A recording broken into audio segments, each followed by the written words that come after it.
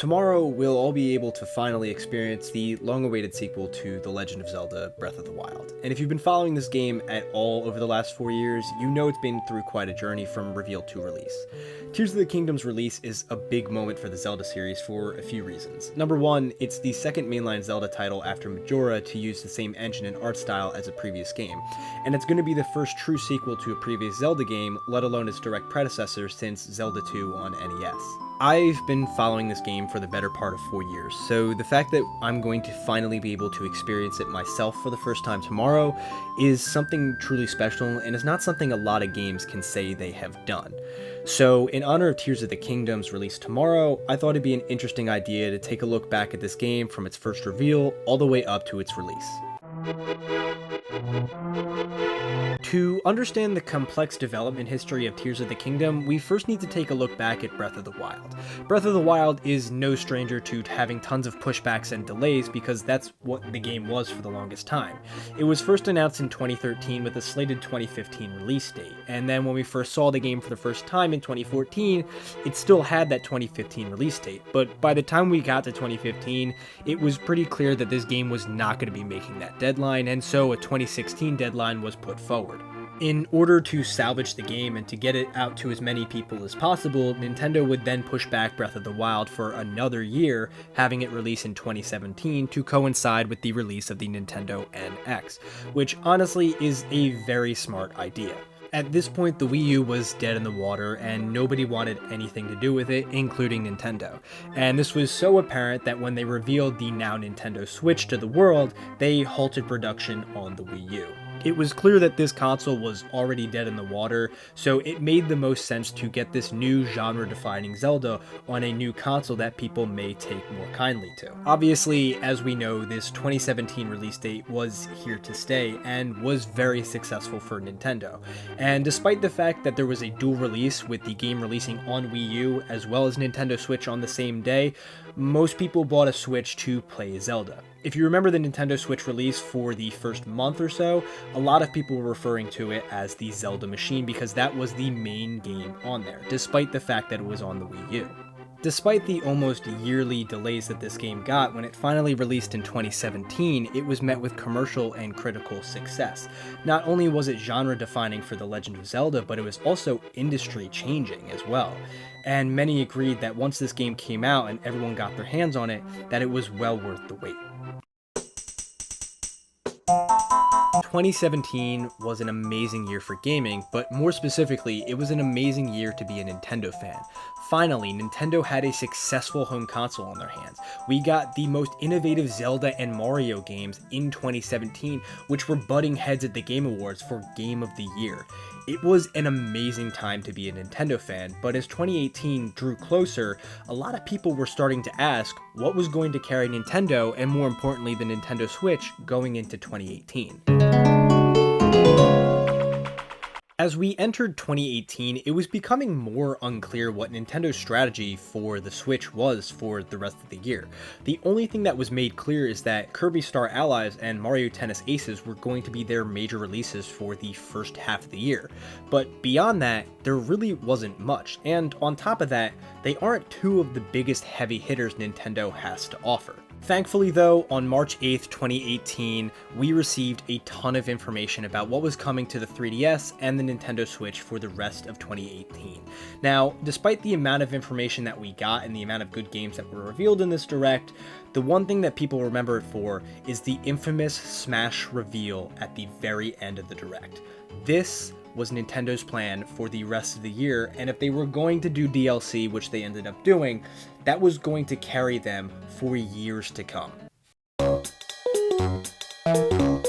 Even as far out as E3 2019, people were still hyped for Smash Bros.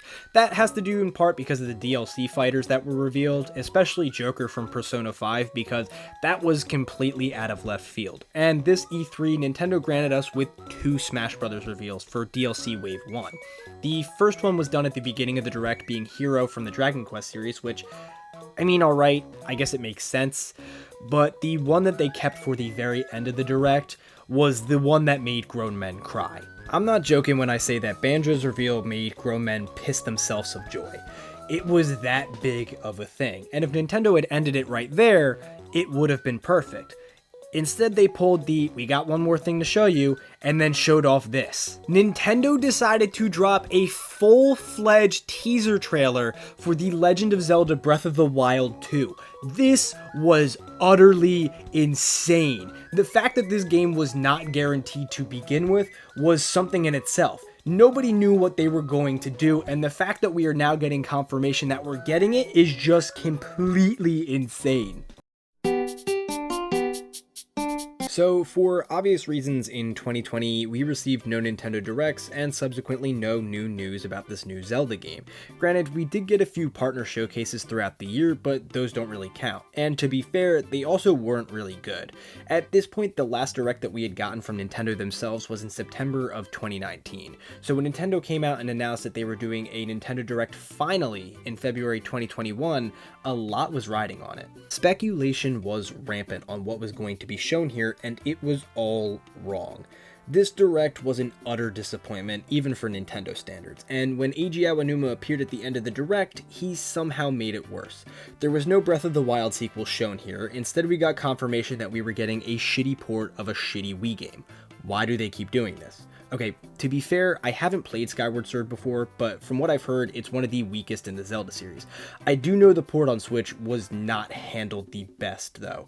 And with E3 a few months down the line, we were all looking to E3 to hopefully fix that Zelda sequel that we were all looking for. E3 has been weird the last few years. A lot of people understand why we didn't get a 2020 show, but for not having a show in 2022 and now 2023, it might mean that the event is officially over. However, in 2021, we got an all-digital E3, which wasn't too much of a shakeup for what we had all received years prior. Many of us had sat home and watched the events on a live stream. Hell, Nintendo stopped doing live shows years ago. And speaking of Nintendo, they did not disappoint with their E3 showcase, with the Direct being what we should have gotten back in February. Nintendo was officially back, ending off their amazing showcase with our first real look at the Breath of the Wild sequel, and confirmation that it would be released not in 2021, like many people had hoped, but in 2022. Look, I think all of us were a little let down by this, but seeing that this was the first time we saw gameplay of this game ever, I can understand that they needed an extra year to make the game as good and polished as Breath of the Wild. Granted, no one was ever told or had confirmed that 2021 was going to be the release year. Everyone just kind of hoped it would be that way. So any confirmation that this game was still coming was good news to many.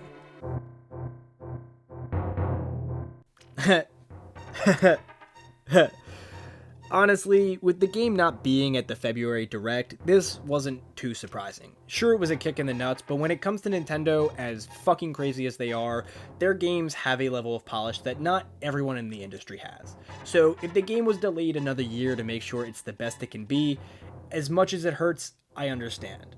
Although I can't say the same for me back then, but in all fairness, looking back, this was probably done for the best. Despite having a successful E3 in 2021, the event was surprisingly absent in 2022, with no company hosting anything really similar to it. It was a bit of a grueling summer for many gamers. Thankfully, Nintendo announced its September Direct, which got many people excited. And in terms of Zelda, a lot was riding on this Direct. If it wasn't here at all, then all hope was pretty much gone for this game. So, doing as Nintendo does for a majority of their major releases, they waited till the end of the Direct to show us anything about Zelda, which was the title of the game and a new release date. But for not seeing this game for a year and a half, I'm not gonna lie, it was a little underwhelming. The fact that we were getting some new Zelda content in general was good, but the fact that this was the only content we had gotten between E3 of 2021 and September 2022, I don't know, felt kind of underwhelming. Going into 2023, not many people were really sure how to take Tears of the Kingdom. Were they excited for its release? Yeah, but there wasn't too much information that we had gotten in the last 3 years. But thankfully, 2023 has provided us with a ton of content regarding Tears of the Kingdom, while not spoiling too much about the game. So far, we've gotten 2 trailers and a full 15-minute video displaying the new gameplay elements of this game. When you look back at the entire development and like announcement history of this game, it's crazy that we've gotten more content in the last 4 or 5 months than we have in the last 3 years of knowing about this game. And I, for one, am really excited for this game. It's truly going to be something special, and the fact that we are finally going to be able to experience for the first time ever tomorrow is something truly special.